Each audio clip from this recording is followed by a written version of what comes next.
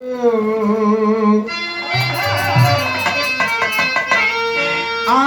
ई हवा लगाव वाला सब बा, बुताव वाला कोई कोई बा।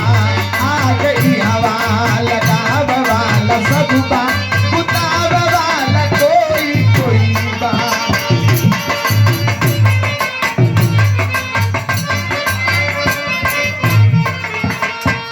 कोई कोई बा हो, कोई कोई बा।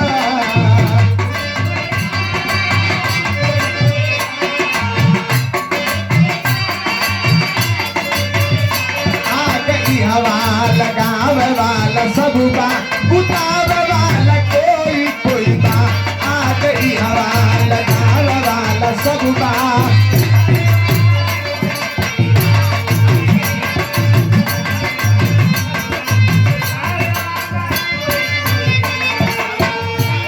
और सुंदर पुष्पा जब की आवे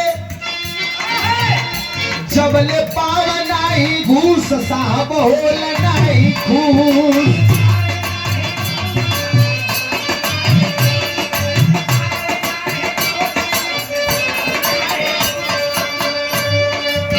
और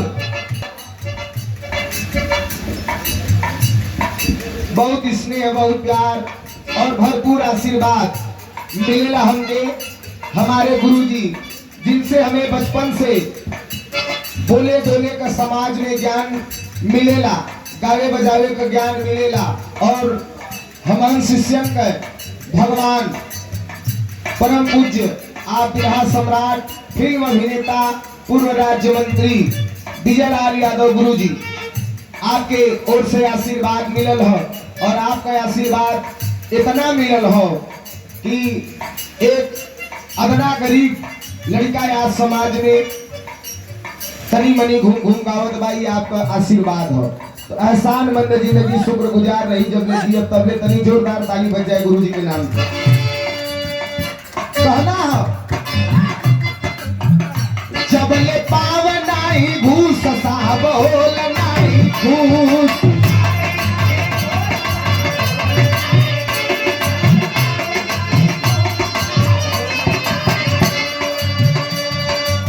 राधा स्वामी जबकि पावन नहीं घूस साहब होल नहीं घूस। नीक नीक बतियाव वाला सब बा, निभाव वाला कोई कोई बा। नीक नीक बतियाव वाला सब बा, निभाव वाला कोई कोई बा।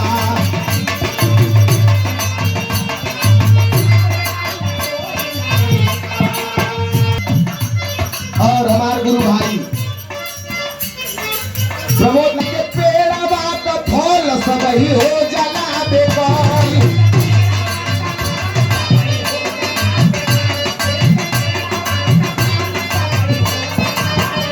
देख के पेड़वा का फल सब ही हो जला बेकल। चढ़ के डरिया हिलाव वाला सब बा, चढ़ के डरिया हिलाव वाला सब बा। लगाव वाला कोई कोई बा, चढ़ के डरिया हिलाव वाला सब बा। लगाव वाला कोई कोई बा।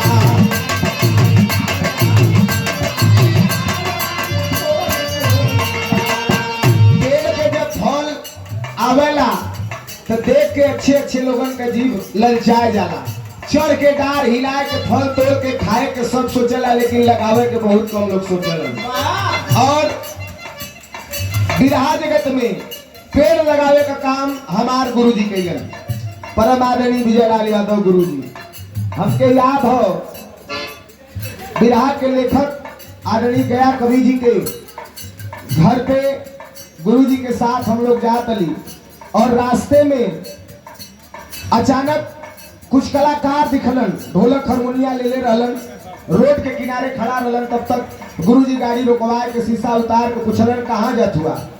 वो लोग पहचान गिलन, हाथ जोड़ के प्रणाम कैलन, कहलन गुरुजी प्रोग्राम रहल कैंसिल हो गल, अब ऐजा बैठल ऐजा जोहत हिजा कि बस आवत जाल जा। तो गुरुजी कहलन पैसा ऐसा हो पास में, कलंग हव का वही रह कुछ चंदा उंदा अपने में लगा के जाए के।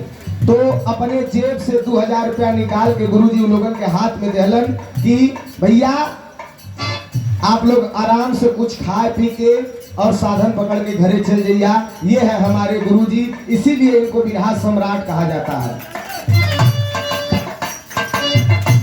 कमी तू जाके निकाल खुद पे नजर न डाले,